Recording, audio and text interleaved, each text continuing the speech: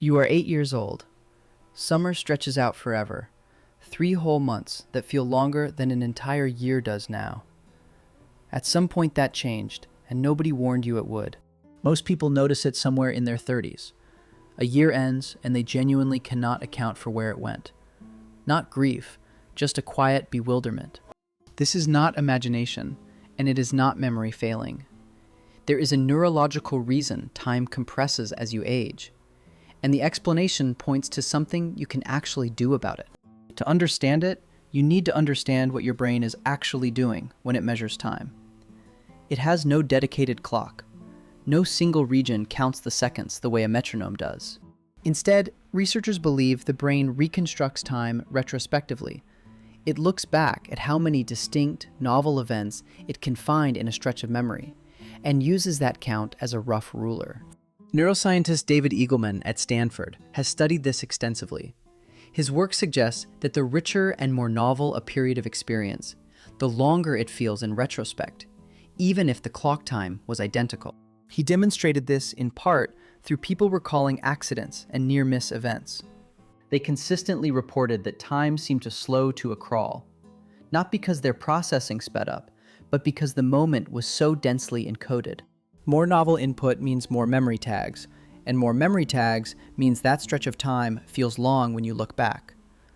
This is sometimes called the memory-based clock hypothesis. So why does childhood feel so long?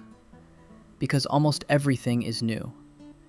Your first bus ride, the first time you understand a joke, the specific smell of a classroom. Each one is a landmark. Psychologist William James wrote about this in 1890. He called the long-felt duration of childhood the result of the sheer number of remembered moments packed into each year. That observation has held up well. By your 20s and 30s, the landscape becomes familiar. Your commute, your routines, the rhythms of work. Your brain stops logging these as new. They get compressed, almost deleted. The brain is efficient. It has learned to predict what comes next. And when it can predict accurately, it spends far fewer resources encoding the experience. Routine is neurologically cheap. Researchers refer to this as the novelty encoding effect. Studies using fMRI imaging suggest that novel stimuli produce broader, more sustained activation across multiple brain regions compared to familiar ones. So routine years do not just feel shorter, they actually leave less material behind. When you try to remember last February, there is simply less structure there to retrieve. There is also something happening at the proportional level. When you are 5, 1 year is 20% of your entire life. At 50, it is 2%. Even at the same felt pace, the ratio shrinks. This proportional theory was proposed by psychologist Paul Janet in the 19th century and has been revisited many times since. It likely contributes something, though researchers debate how much weight to give it. Most neuroscientists today think the memory encoding explanation carries more of the weight. It is testable, it matches the fMRI data, and it makes a specific prediction, one that matters for the fix. If your brain is compressing time because of routine, the inverse should also be true. Give it genuinely new experiences, and the years should feel longer. Not in the moment necessarily, but in retrospect. And this is where the counterintuitive fix lives. The solution is not to relax more or slow down.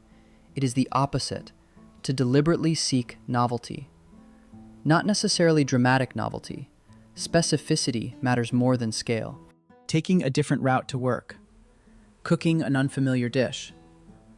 Learning the name of something you have always walked past. These small acts of noticing create memory landmarks the brain actually logs. Eagleman has described this as a kind of time banking. Experiences that are rich and new are deposited as long stretches in memory. Routines are withdrawn at almost no cost and leave nothing behind. Vacations are a useful test case.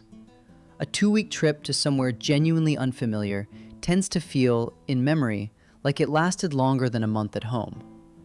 Researchers have documented this asymmetry repeatedly, but the same 2 weeks on a familiar beach doing nothing can compress nearly to nothing in retrospect. Relaxation does not protect time.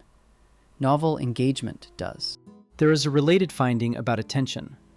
Studies suggest that when you are fully absorbed in something, truly paying attention, time in the moment feels fast, but time in retrospect feels full. The opposite of boredom. Boredom is interesting here. When you are bored, time feels slow in the moment. You are acutely aware of every minute. But in retrospect, those bored hours collapse. Little was encoded. They vanish. So boredom gives you the worst of both worlds. It feels slow when you are in it, but leaves nothing behind when it is over. This is not obvious until you see the mechanism. None of this means your memory is deteriorating, at least not simply from age. Older adults often show remarkable episodic memory for events that were emotionally significant or genuinely novel. The compression is selective. It targets the familiar, which means the brain is working exactly as designed. It just was not designed with your subjective experience of time in mind. There is one more piece to this. Researchers have also looked at how emotional salience affects time encoding. Events tied to strong feelings, joy, fear, surprise, tend to be logged with more detail, regardless of novelty. This is why grief can make a few months feel like years. The emotional intensity creates dense encoding. Every day carries weight.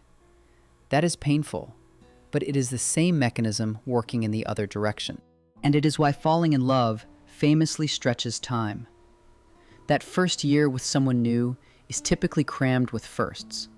The brain is running hot on novelty and emotion simultaneously.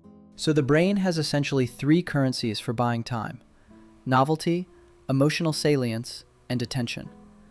Spend any of them and the retrospective record grows richer.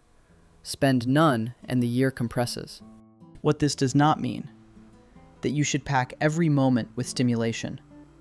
That route leads to exhaustion, not richness.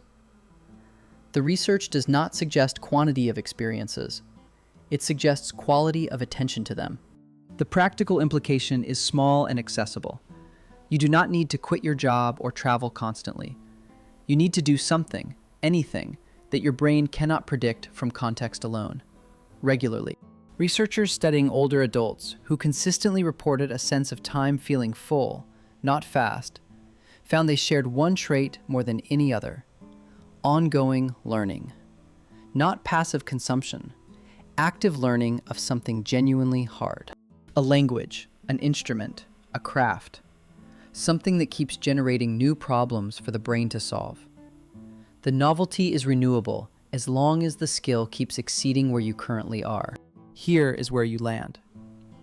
Time is not speeding up. Your brain is recording less of it. That distinction matters because one is something happening to you, and the other is something you can influence. You were 8 years old, and summer lasted forever, not because time was different then, but because you were different. You were new to almost everything. That state is recoverable, in smaller doses, deliberately. The years that feel richest in retrospect are almost never the easiest or the most comfortable. They are the ones where the brain had something genuinely new to work with. That is worth knowing while the year is still happening.